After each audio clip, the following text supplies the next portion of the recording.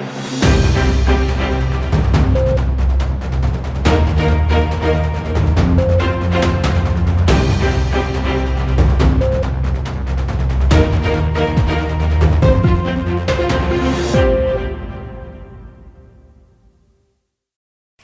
आप देख रहे हैं वीआईपी न्यूज और मैं हूं आपके साथ दीपिका राजपूत। छत्तीसगढ़ से जुड़ी तमाम छोटी और बड़ी खबरों से हम आपको रूबरू कराएंगे। तो चलिए शुरुआत करते हैं बुलेटिन की। आज सावन माह का अंतिम और चौथा सोमवार है। प्रदेश भर के शिवालय में शिव भक्तों की भीड़ लगी हुई है।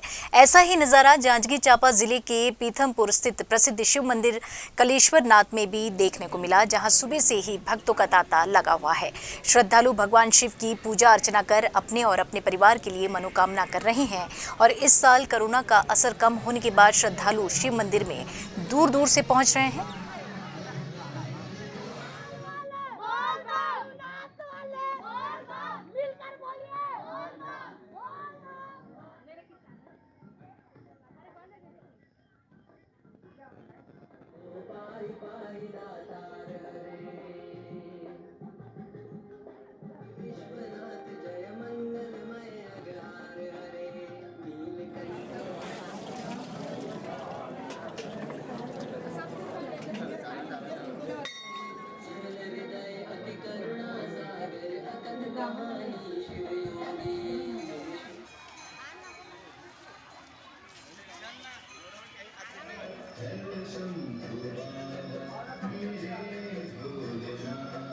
मुख्यमंत्री भूपेश बघेल आज बतौर ऑब्जर्वर हिमाचल प्रदेश के दौरे पर हैं। हिमाचल प्रदेश के शिमला स्थित राजीव भवन में सुबह से कांग्रेस नेताओं की बैठक ले रहे हैं।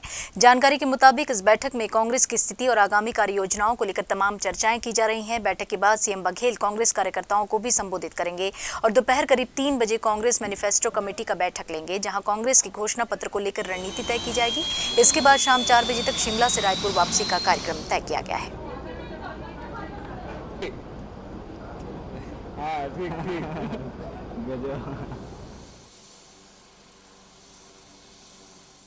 बढ़ेंगे अगली खबर की ओर। तो प्रधानमंत्री नरेंद्र मोदी की अध्यक्षता में रविवार को नीति आयोग की बैठक हुई। इस बैठक में कई राज्यों के मुख्यमंत्री और केंद्र शासित प्रदेशों के प्रशासक शामिल हुए थे और देश से जुड़े विभिन्न विषयों पर चर्चा की गई। छत्तीसगढ़ के मुख्यमंत्री भूपेश बघेल भी इस नीति आयोग की बैठक में शामिल हुए। मुख्यमंत्री बघेल ने भी छत्तीसगढ़ से जुड़ी विभिन्न विषयों पर अपनी बात रखी। उन्होंने गोधन न्याय योजना में 20,000 से कम आबादी वाले शहरों में मनरेगा व्यवस्था लागू करने जैसे कई विषयों पर अपनी बात रखी। इसके अलावा बैठक में राष्ट्रीय शिक्षा नीति, तेल दाल के आयात निर्यात और खेती के आधुनिकीकरण पर चर्चा की गई।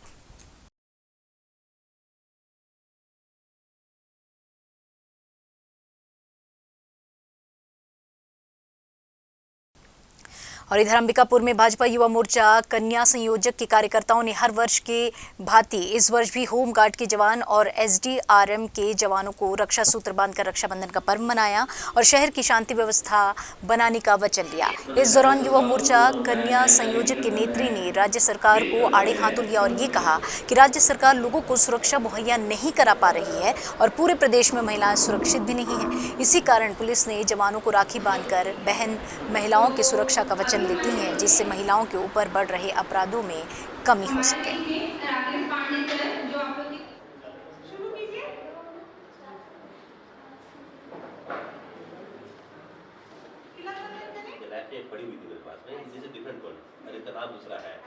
ने आज ये रक्षाबंधन उत्सव यहाँ आयोजित किया है। इसके पीछे का उद्देश्य हमारा यह है कि अब प्रदेश में किसी भी प्रकार के महिलाओं से संबंधित अपराध जो हैं वो कम नहीं हो रहे हैं, उल्टा बढ़ रहे हैं दिन प्रतिदिन। सभी ने ये आग्रह किया है, यहाँ उपस्थित सभी भाइयों से, पुलिस प्रशासन से हमारा यह आग्रह है कि छत्तीसगढ़ की सरकार से अब किसी प्रकार की कोई हमें आशा नहीं बच गई है। अब अगर हमारी सुरक्षा कोई कर सकता है तो वो पुलिस प्रशासन कर सकता है। तो इसी आशा के साथ, उम्मीद के साथ इस रक्षाबंधन के पवित्र उत्सव पर रक्षा सूत्र बांधकर हम भारतीय जनता युवा मोर्चा की कन्या शक्ति बहनें आज यहाँ उपस्थित हुई हैं रक्षा बंधन मनाने के लिए। रक्षाबंधन एक्चुअली क्या होता है कि जो कन्या शक्ति यहाँ की विंग है युवा मोर्चा की, कन्या शक्ति में दीक्षा अग्रवाल जो हेड है यहाँ की, तो वो लगभग हर साल किसी न किसी संस्था में, जब बड़ी संस्था में जाके हम लोग रक्षाबंधन का त्यौहार करते हैं, क्योंकि हम लोग को त्योहारों में छुट्टियाँ मिलती नहीं है। तो उनका कहना है कि वर्णधारी संस्था को हम लोग राखी बांधेंगे और उस रक्षा का एक भाव भी इसमें समाहित होता है। तो आज ये इनकी जो टीम है दीक्षा के मार्गदर्शन में और उनके नेतृत्व में 22 से 25 बच्ची आई हुई हैं और हमारे भी 50-60 जवान जो SDRF के हैं, फायर के, होम गार्ड्स के हैं, जो यहीं कार्यरत हैं और छुट्टियों में घर नहीं जा पा रहे हैं। एक बहुत अच्छा इमोशनल माहौल में रक्षाबंधन का कार्यक्रम संपन्न हुआ है कैंपस में और लगभग हर साल होता है और ये चौथा साल है, लेकिन ये इस मंच में इनके द्वारा ये दूसरी बार आयोजन हो रहा है यहाँ पर। भाई बहन के अटूट प्रेम का त्यौहार रक्षाबंधन 11 अगस्त को मनाया जाएगा। त्यौहार को सफल बनाने के लिए दुर्ग जिला की महिलाओं ने राखी बनाने में लगी हुई हैं। पंडित दीनदयाल अंत्योदय योजना के अंतर्गत राष्ट्रीय शहरी आजीविका मिशन के तहत स्वयं सहायता समूह की महिलाएं द्वारा बनाई गई राखी काफ़ी चर्चे में है और छत्तीसगढ़ में ही नहीं अन्य प्रांतों में भी इस राखी की चर्चा हो रही है। ये राखियां बाजार की महंगी राखियों को बराबर का टक्कर दे रही हैं।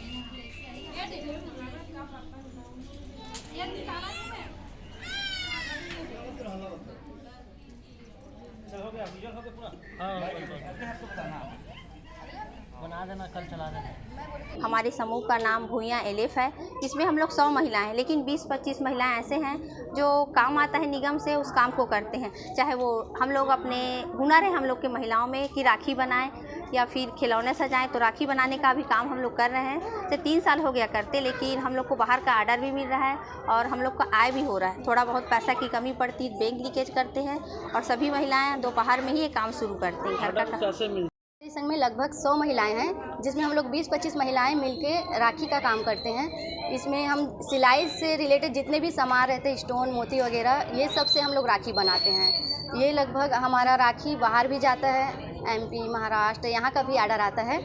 तो छोटे छोटे स्तर से अभी हम लोग ज़्यादा बड़े स्तर में नहीं गए हैं, लेकिन धीरे धीरे करके अभी बढ़ा रहे हैं अपना काम। कब से जुड़े हो आप? लगभग 3 साल से जुड़े हुए हैं। क्या फ़ायदा होता है समूह से? फ़ायदा ये है कि हमें जब भी इमरजेंसी लोन लेना रहता है, हमारे हाथ में पैसा नहीं रहता, तो हम समूह से लिंकेज करा के 50,000 का, 1 लाख का ऐसा लोन उठाते हैं। उसके बाद हम लोग अपना काम चालू। और इधर दक्षिण पूर्व मध्य रेलवे बिलासपुर जोन में लगातार हो रही ट्रेनों के रद्द किए जाने का मामला एक बार फिर गरमाया हुआ है, जिसको लेकर बिलासपुर में कांग्रेसियों ने राघवेंद्र भवन के सामने रेल मंत्री अश्विनी वैष्णव का पुतला जलाकर विरोध प्रदर्शन किया। इसके बाद कांग्रेसियों ने GM और DRM से जल्द सभी ट्रेनों को बहाल करने की मांग की है और मांग पूरी नहीं होने पर बड़ा आंदोलन करने की चेतावनी भी दी है। इस दौरान कांग्रेस नेता ने केंद्र की BJP सरकार पर जमकर निशाना साधा और ये कहा, जो सरकार हमेशा हिंदू की बात करते हैं, ये किस तरह से हिंदू धर्म की बात कर रहे हैं, बल्कि त्योहार के समय कई ट्रेनों को बंद कर दिया गया है।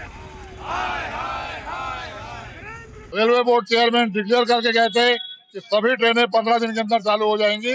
उल्टे 68 ट्रेनें त्योहार, राखी त्योहार, रक्षाबंधन त्योहार के पहले बंद कर दी गई। ये किस तरह हिंदू धर्म की बात करते हैं, किस तरह ये हिंदू धर्म के सपोर्ट में होने का दावा करते हैं। हम प्रधानमंत्री थे, रेल मंत्री थे और रेलवे जोन महाप्रबंधक थे, स्पष्टीकरण चाहते हैं कि आखिर ट्रेनों को रद्द क्यों किया जा रहा है। बिलासपुर जोन के यात्रियों की सहनशीलता का परिचय रेलवे न ले, जिस दिन आक्रोश उत्पन्न पेगा, जोन से भी बड़ा आंदोलन खड़ा होगा और DRM और GM को चेतावनी देते हैं कि ट्रेनें चालू करें, अन्यथा उनका चेंबर में बैठना हम लोग बर्दाश्त नहीं करेंगे। और इधर जशपुर जिले के साजबहार गांव के सरपंच के घर में चल रहे चंगई सभा को भाजपा के नेता कार्यकर्ताओं ने जमकर विरोध किया है, जिसके बाद सूचना पाकर पुलिस मौके पर पहुंची।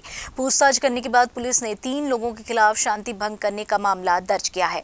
दरअसल साजबहार गांव के सरपंच के घर में ईसाई धर्म के लोग चंगई सभा कर रहे थे। सभा की सूचना पाकर भाजपा नेता विजय आदित्य सिंह जूदेव पहुंच गए, जहां सभा में शामिल लोगों से बात की, जिसमें 4 हिंदू समुदाय के लोग मिल गए।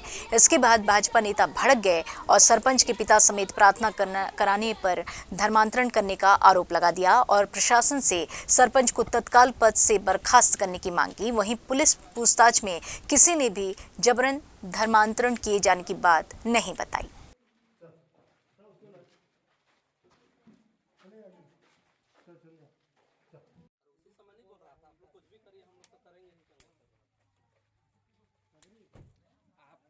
यहाँ पर ब्रेन वॉश का काम किया जा रहा और धर्म परिवर्तन का पूरा काम चल रहा था। हमारी टोली यहाँ पर पहुँची और टोली ने जब यहाँ पर पहुँचा और उसने देखा कि यहाँ पर कैसे बच्चों का, हमारे हिंदू बच्चों का, हमारी हिंदू बहनों का कैसे यहाँ पर वो सब मिलकर उन लोग को धर्म परिवर्तन और मन परिवर्तन यहाँ पर उन लोग कर रहे थे। और हम यहाँ पर आए और उन लोग को एकदम रोक लगाई और शासन को भी निवेदन नहीं, हमने आदेश किया है कि अगले बार अगर ऐसा होता है तो हमारी जो श्रद्धालु लोग हैं, हमारी जो एक धर्म कोई चलाते हैं, धर्म के साथ हमेशा खड़े रहते हैं, वो इस बार बिल्कुल कार्रवाई करेंगे और अपने दम पे कार्रवाई करेंगे। कोई भी मीटिंग सभा करेगा, शादी विवाह मंगनी किसी को भी जरूरत पड़ेगा तो इसी में आप जगह देना, मैं बनवा दे रहा हूँ, आपके लिए केवल नहीं बनवाऊंगा। भवन बना रहे हैं, भवन बना रहे हैं, चर्च बना रहे हैं। और उसमें क्या है, जो चर्च करते हो ना, हम लोग पहले अपना पुराना घर में चर्च करते थे, हम लोग ना प्रार्थना दुआ करते थे, वहाँ पे पूजा करते थे। तो यहाँ बन रहा है तो अभी 1 साल भी नहीं हुआ है, हमारे लड़की का शादी हुआ है, पुलिस विभाग में है। तो हम लोग बोले कि वहाँ थोड़ा छोटा जगह है, वहीं अलफैल है, हवा भी अच्छा लगेगा, वहीं बैठेंगे करके। अभी साल नहीं पूरा है। मेरा मम्मी का तबीयत बार बार ख़राब हो रहा था, कहीं भी ठीक नहीं हो पा रहा था। मैं बकरा भेड़ा भी करवाया, मुर्गी चंगरी भी करवाया, फिर भी रात को सोता भी नहीं था, थोड़ा उसका मेंटल जैसा हो गया था। और मैं सुना था, मेरा भैया भी बोला था कि वहाँ चर्च है, वहाँ जाने पर कहाँ पे ठीक हो जाता है, ठीक हो सकते हैं बोला था, ये साजबहार चर्च में। तो मैंने लाया, फिर मैं तो पूरा परेशान था ना कि कहाँ ठीक होगा कह के, बहुत जगह बुला देखा लेकिन ठीक नहीं हुआ। तो मैं यहाँ लाया, उसके बाद में दूसरा सप्ताह को ठीक हो गया। मेरा मम्मी बोला अभी तो मस्त नींद आ रहा है बोला, फिर ठीक हो गया। इसीलिए ज़्यादा से ज़्यादा चार बार ऐसा लाए रहेंगे मेरा मम्मी, तो उसके बाद मैं आ रहा हूँ अभी। आज थाना तपकरा क्षेत्रीय ग्राम साजबहार में समुदाय विशेष के द्वारा अपनी प्रार्थना का आयोजन किया गया था। उस दौरान हिंदू संगठन और भारतीय जनता युवा मोर्चा के कुछ लोग वहाँ पर पहुँचे थे, जिसमें दोनों के मध्य विवाद की स्थिति निर्मित हुई थी। उस स्थिति को सुलझाया गया, समझाइश दी गई और 3 व्यक्तियों के विरुद्ध प्रतिबंधात्मक कार्रवाई करते हुए सुरेश लकड़ा, अगस्टस लकड़ा और मीना बाग के विरुद्ध कार्रवाई की गई है। और इधर डोंगरगढ़ विधायक शोभाराम बघेल ने अपने विधानसभा क्षेत्र के तिलई और घुमका मंडल कार्यकर्ताओं की बैठक ली, जिसमें 75 किलोमीटर की पद यात्रा तिरंगा अभियान को लेकर चर्चा की गई। इसके विधायक ने सभी लोगों ने अपने घर तिरंगा झंडा लगाने की अपील की है। आपको हम ये भी बता दें कि आज़ादी की 75वीं वर्षगांठ, आज़ादी के अमृत महोत्सव लेकर राज्य सरकार और केंद्र सरकार ने सभी से अपील की है और सभी लोगों को अपने घर में झंडा लगाने को कहा है।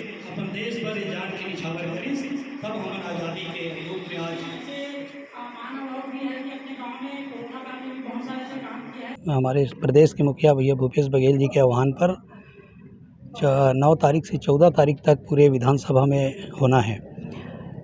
हमारी मान तिरंगा, देश की स्वाभिमान तिरंगा, हमारा अभिमान तिरंगा और तिरंगे पर हमें गर्व है। और इस तिरंगा को लेकर हम पूरे छत्तीसगढ़ के कोने कोने में हमारे सभी विधानसभा क्षेत्रों में 75 किलोमीटर की यात्रा चालू हो रही है। उसमें हम लोग सभी लोगों का आह्वान किए कि आप लोग सब लोग आइए और घर घर में हम लोग तिरंगा लगाने का अभियान चालू करेंगे। और जिस प्रकार तिरंगा आज 45 साल बाद भी लहरा रहा है, उसको हमेशा लहराने का काम हम सब क्षेत्र की जनता मिलकर करेंगे। इसी आशा के विश्वास के साथ कि सब लोग हम लोग इकट्ठा होकर तिरंगा की मान सम्मान अभिमान को बनाए रखेंगे और इस गौरव के साथ तिरंगा को लहराने का काम करेंगे। धन्यवाद। एक बार अगर किसी काम को करने की ठान ले तो फिर कोई भी बाधा हमारे उस काम को रोक नहीं सकती। इस बात को साबित करके दिखा दिया है कवर्धा की रहने वाली अंकिता गुप्ता ने। जी हाँ, हमारे प्रदेशवासियों के लिए यह गर्व की बात है कि अंकिता आज़ादी की 75वीं वर्षगांठ को एक अनोखे ढंग से मनाने वाली हैं। 15 अगस्त को अंकिता 18,510 फीट ऊंची एल्ब्रुस पर्वत की चढ़ाई कर देश का तिरंगा फहराने वाली हैं, जिसके लिए आज वे रूस के लिए रवाना होंगी। जैसे ही इस बात का पता सीएम भूपेश बघेल को चला, उन्होंने अंकिता को 5 लाख की राशि के साथ तिरंगा झंडा भेंट स्वरूप दिया और शुभकामनाएं भी दी। आपको हम बता दें कि अंकिता गुप्ता वर्तमान में महिला आरक्षक हैं और हाल ही में अंकिता ने जनवरी 2022 में लद्दाख की चोटी कांगरी की 19 फीट ऊंची चोटी फतेह कर चुकी हैं।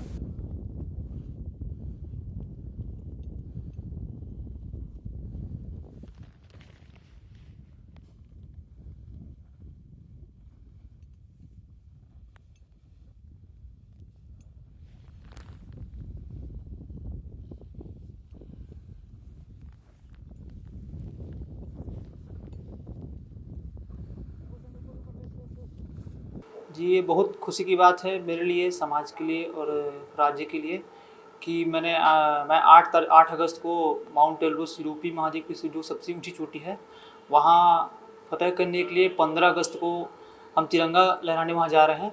और ये राज्य सरकार आदरणीय मुख्यमंत्री महोदय जी ने मुझे आर्थिक सहायता भी दिया और इसके लिए बहुत बहुत धन्यवाद हमारे राज्य सरकार का कि और निश्चित ही उनके जो मेरे को जो बोले हैं जो आशा है विश्वास है मुझे अपने आप पर कि ये 15 अगस्त को निश्चित मैं फतह करके राज्य का और देश का नाम रोशन। खुशी का तो कोई बखान ही नहीं है, मतलब एक बार जो उनको सफलता मिलेने के बाद दूसरी बार सफलता हासिल करेंगे ना, उनको हम उनको पूरी शुभकामनाएं दे रहे हैं और पूरा परिवार समाज और छत्तीसगढ़ राज्य के लिए और पूरा हिंदुस्तान के लिए बहुत खुशी गर्व की बात है कि हमारे सीएम साहब जो आर्थिक सहायता जो 5 लाख के दिए हैं वो बहुत और खुशी लगी उसमें। और पूरे हमारे देश और पूरी जनता की शुभकामनाएं छत्तीसगढ़ की ओर से कि उनको भगवान उनको जो मनोकामना उनको पूरा करें। वो स्पोर्ट्स के प्रति ज़्यादा था उनका रुझान और उसके बाद जैसे स्पोर्ट्स में से पढ़ाई लिखाई कंप्लीट की तो उनको बहुत छोटी उम्र में उनको पुलिस आरक्षक के लिए उनका जो सिलेक्शन भी हो गया। उसके बाद वो पूरा ग्राउंड में बच्चे लोगों को जो शिक्षा दीक्षा देते थे वो पूरा बच्चे लोगों को उससे ग्राउंड के बच्चे लोग बहुत खुश थे उससे। ये गौरव की बात है कि कबीरधाम जिले में एक ऐसी महिला आरक्षक है जो पर्वतारोही भी है। पुलिस विभाग के द्वारा भी उसको काफ़ी मोटिवेट किया जाता है। अभी रिसेंटली वो सोवियत रूस जा रही है एक नए एक्सपीडिशन के लिए।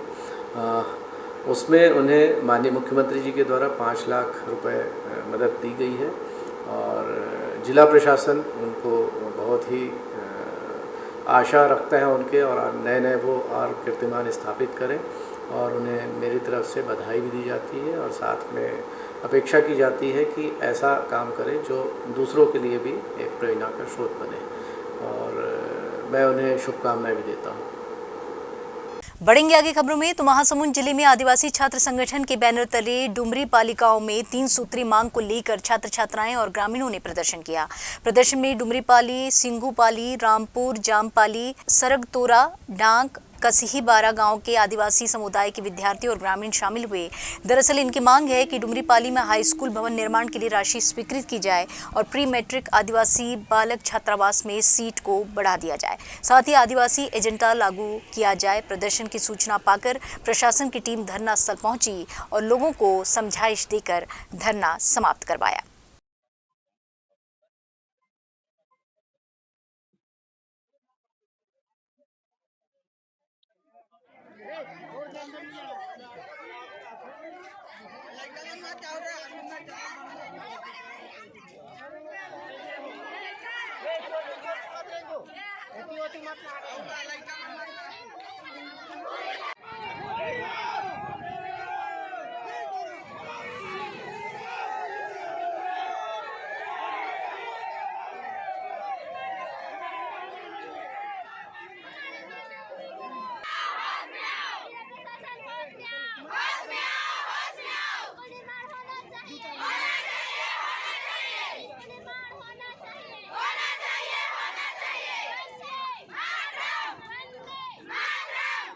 यहाँ पे उसको देना है कितना 350 रुपया, आना 350 रुपया हो जा रहा है। अब उनका खार है यानी डूमरपल्ली खार 350 रुपया टोल गया। डूमरपल्ली का खेत मान लो ढाक खार में है, अब उसको हार्वेस्टर लेके जाना है तो उसको 700 रुपये देना पड़ेगा, तब वो तो धान कटाई करेगा। बढ़ेंगे आगे खबरों में। कवर्धा पुलिस अधीक्षक लाल उमेद सिंह की एक नई सोच और उनके द्वारा की गई नई पहल करते हुए जिले के दूरस्थ और पहुंच विहीन इलाकों में शिक्षा की नई एक अलग जगह है।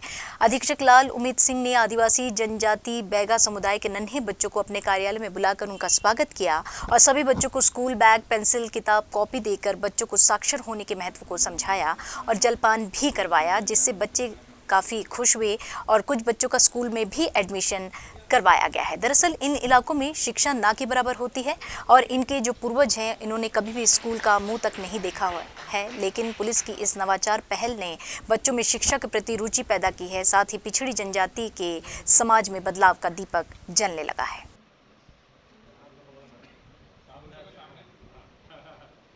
वनांचल क्षेत्र में कुछ पुलिस के द्वारा संचालित जो कोचिंग संस्थान है, कुछ स्कूल है, उसमें से जो बच्चे 5वीं पास कर लिए या फिर जो ओपन के थ्रू 10वीं पास कर लिए उनको प्रयास किया गया है कि ज़्यादा से ज़्यादा बच्चों को यहाँ एडमिशन करा करके यहाँ के हॉस्टल में रखा जाए। तो उस उद्देश्य से यहाँ लगभग हमारे जो स्कूल संचालित हो रहा है उसमें से 35 से 40 बच्चे 5वीं पास हुए, उसमें ज़्यादातर बच्चे यहाँ 6वीं में एडमिशन दिलाया गया।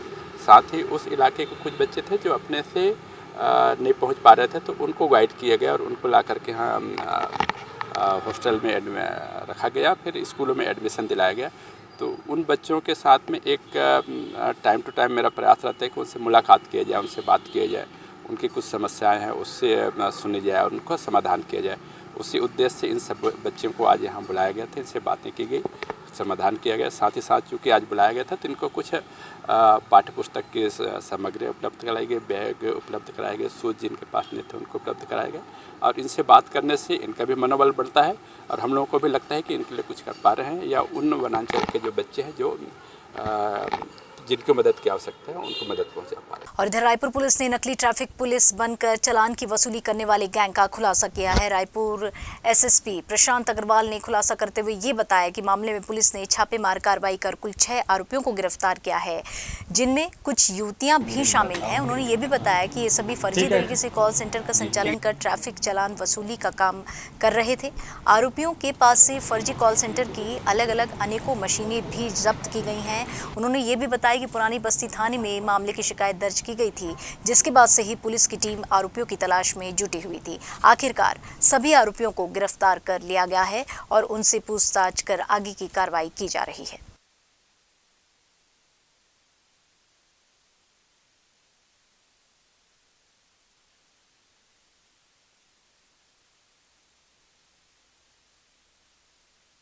उनके सभी आरोपियों को पकड़ा है और उस कॉल सेंटर की सभी सामग्री पुलिस ने जब्त करी है। जुलाई महीने में एक प्रकरण आया था जिसमें जो ट्रैफिक पुलिस ई चालान करती है और वो ई चालान के नोटिस जो लोगों को जाते हैं, तो उनमें से कुछ डेटा इसने चोरी करके रायपुर पुलिस से जो जनरेट होता है चालान, तो उसमें से एक वालेटर को इन्होंने फ़ोन करके चालान को कि जो राशि जमा करनी है उसके लिए उनको रिमाइंडर भेजा और उसको अपने खाते में जमा किया। चूँकि ये ट्रैफिक पुलिस के ई चालान से रिलेटेड था, इसलिए काफ़ी गंभीर विषय भी था हमारे लिए और इसको पुलिस ने बड़ी गंभीरता से लिया और इसमें सभी ट्रेल निकालते हुए क्राइम की टीम ने और थाने की टीम ने मिल करके दिल्ली में तिलक नगर में स्थित इस कॉल सेंटर को कॉल सेंटर में जो काम कर रहे हैं उन सभी आरोपियों को पकड़ा है। पुलिस में 6 आरोपी गिरफ्तार हुए हैं। उनमें से जो उनका मेन ऑपरेटर है वो विभांशु गर्ग है, जो मूलतः उत्तर प्रदेश का रहने वाला है, और इसके अलावा 5 और लोग इसके जो साथी थे उन सभी को पुलिस ने अरेस्ट किया है। विभांशु गर्ग पढ़ा लिखा है, इसने MBA MCOM भी किया हुआ है और पहले इसने सॉफ्टवेयर से रिलेटेड काफ़ी कुछ काम किया भी है। इसकी खुद की एक कंपनी भी थी जिसमें सॉफ्टवेयर डेवलपमेंट वगैरह का काम इन लोग करते थे। रायपुर के जो ई चालान है उसमें से सिर्फ 2 ई चालान का इन लोगों ने अपराध में अपने इस्तेमाल किया था। उसके अलावा इन्होंने उड़ीसा के, उत्तर प्रदेश के, हिमाचल प्रदेश के, यहाँ के भी ई चालान की जानकारी लेकर के उनके वालेटर्स का ड्यूप करते हुए उनकी जो राशि है वो उन्होंने खुद ले ली है।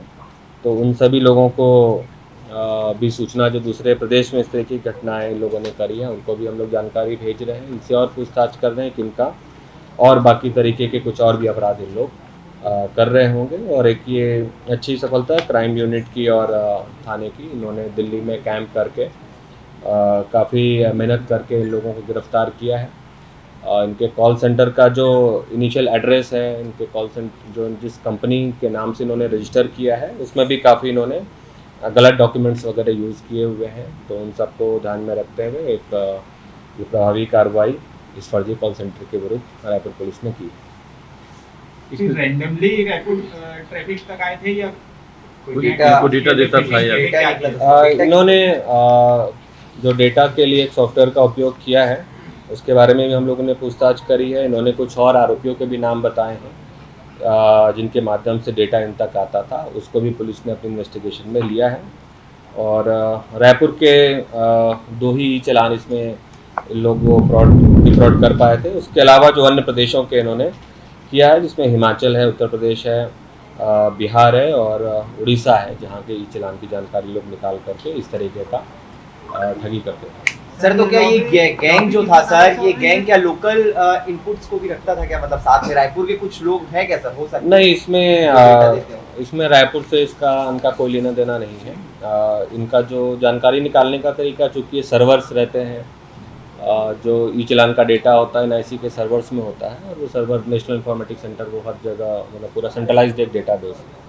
प्रदेश में बढ़ते कोरोना संक्रमण के साथ साथ अब स्वाइन फ्लू के मामले भी बढ़ते जा रहे हैं। स्वाइन फ्लू के चलते एक 4 साल की बच्ची की मौत हो गई है। आपको हम बता दें कि बच्ची रायपुर के निजी अस्पताल में भर्ती थी और स्वाइन फ्लू के साथ साथ बच्ची निमोनिया और सीवियर रेस्पिरेटरी डिसऑर्डर की बीमारी से भी ग्रस्त थी। जानकारी के मुताबिक प्रदेश में स्वाइन फ्लू के कुल 28 सक्रिय मरीज हो गए हैं, जिनमें से 11 मरीजों का इलाज जारी है।